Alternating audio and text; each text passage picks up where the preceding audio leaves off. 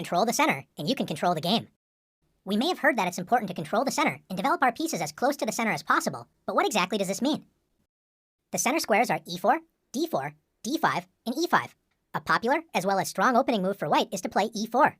White moves a pawn directly in the center, controlling the d5 and f5 squares in black's territory, and it also opens up lines for white's light-squared bishop and queen to quickly enter the game.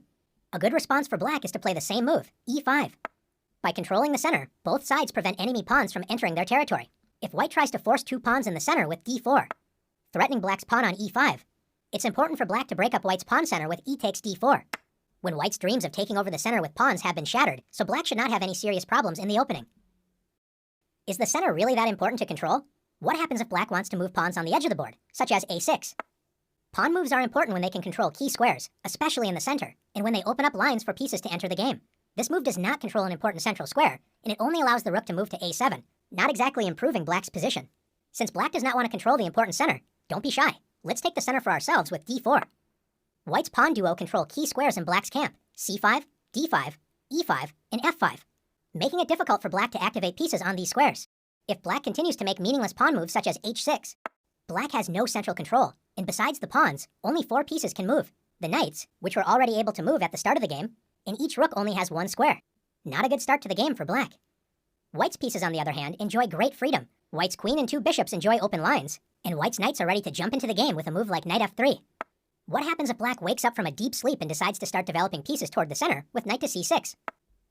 Pieces need pawns in the center so they are not constantly attacked. Since black does not have a pawn on d5, white can simply march forward with d5, grabbing space and attacking black's knight, forcing it to waste time by moving again.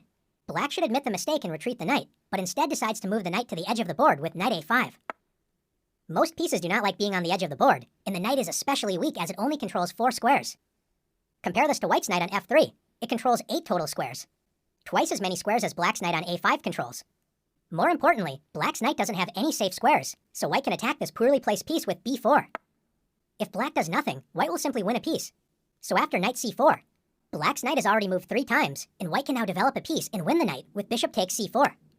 Black is in serious trouble, but should at least try to prevent white's central pawns from advancing with d6. Instead, black plays knight f6.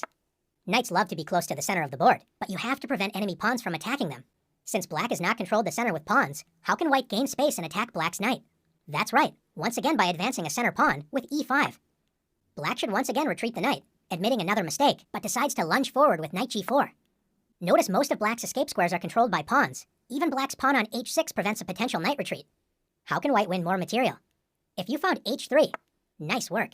If black takes the e5 pawn, white simply captures it with the knight on f3.